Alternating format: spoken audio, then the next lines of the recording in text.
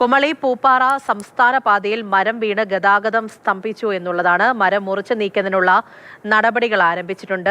അരുൺ ശങ്കറാണ് അവിടെ നിന്നും വിവരങ്ങളുമായി ചേരുന്നുണ്ട്. അരുൺ, പ്രധാന പാതയിലാണ് ഈ ഒരു പ്രശ്നം. മരം വീണ് ഗതാഗതം സ്തംഭിച്ചിട്ടുണ്ട്. എങ്ങനെയാണ് അവിടുത്തെ പ്രവർത്തനങ്ങൾ? ഇപ്പോൾ പലയിടങ്ങളിലും ഇങ്ങനെയുള്ള ഗതാഗതം നിലച്ചു പോകുന്ന തരത്തിലുള്ള പ്രശ്നങ്ങൾ ഉണ്ടല്ലോ.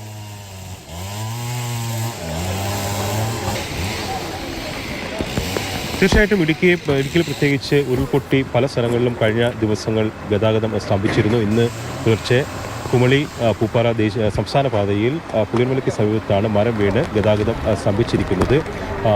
രാവിലെ വീണ മരം ഇപ്പോഴും മുറിച്ചു നിർത്താനുള്ള ശ്രമങ്ങൾ നടന്നുകൊണ്ടിരിക്കുകയാണ്. ഇപ്പോൾ ദൃശ്യങ്ങളിൽ കാണുന്നത് ട്രെയിൻ എത്തിച്ചതിന് ശേഷം മുറിച്ചു വിട്ട മരങ്ങൾ എടുത്ത് മാറ്റാനുള്ള ശ്രമങ്ങളാണ് നടത്തുന്നത്. ഇതിലെ ഏറ്റവും വലിയ ഒരു പ്രതിസന്ധി എന്ന് പറയുന്നത്, അല്ലെങ്കിൽ ഈ മരം വീണത് മൂലമുണ്ടായിട്ടുള്ള വലിയൊരു പ്രതിസന്ധി എന്ന് പറയുന്നത്, ഈ നെടുങ്കണ്ടത്ത് നിന്ന് പോകുന്ന 33 kV ലൈനിൻ്റെ മുകളിലേക്കാണ് ഈ മരം മറിഞ്ഞു വീണത്. വണ്ടൻമേടിലേക്കാണ് ഈ ലൈൻ പോകുന്നത്. അപ്പോൾ വണ്ടൻമേട് ഭാഗത്ത് പൂർണ്ണമായിട്ടും വൈദ്യുതി വിതരണം സ്തംഭിച്ചിരിക്കുകയാണ്. ആ വൈദ്യുതി വിതരണം പുനഃസ്ഥാപിക്കുന്നതിന് വേണ്ടിയിട്ടുള്ള ശ്രമങ്ങളാണ് ഇപ്പോൾ KSEBയുടെ ഭാഗത്തു നിന്ന് ഉണ്ടായിരിക്കുന്നു. അതിനു വേണ്ടിയിട്ടാണ് ഈ മരങ്ങൾ എത്രയും വേഗം മുറിച്ചു നീക്കി ഈ ലൈൻ കൊണ്ട് പുനഃസ്ഥാപിക്കാനുള്ള ശ്രമങ്ങൾ നടക്കുന്നത്. കാരണം ആ മേഖല മുഴുവൻ ഇപ്പോൾ വൈദ്യുതി വിതരണം തടസ്സപ്പെട്ടിരിക്കുകയാണ്.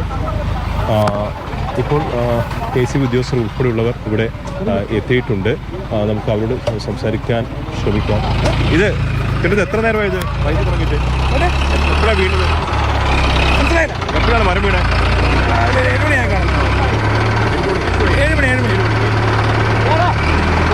മരം മുറിച്ച് മാറ്റി ക്ലിയറായി. ഒരു മണിക്കൂർ സമയം അത് വഴി ഫ്രീയാവും. വൈദ്യുതി ബന്ധം വൈകുന്നേരമാവും. 33 kV അല്ലേ? 33 kV. ഏരിയയിലേക്ക് വൈദ്യുതി ബന്ധം വണ്ടൻമേട് സബ്സ്റ്റേഷൻ മൊത്തം എനർജൈസ് ചെയ്യുന്ന ലൈനാണ്.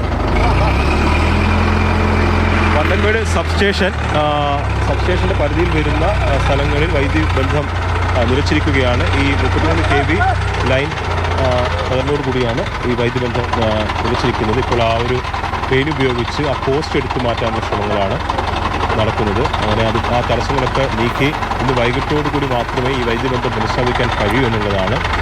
പോലീസിൻ്റെയും KSEB ഉദ്യോഗസ്ഥരുടെ മേൽനോട്ടത്തിലാണ് ഇവിടെ ഈ ശ്രമങ്ങൾ നടക്കുന്നത്.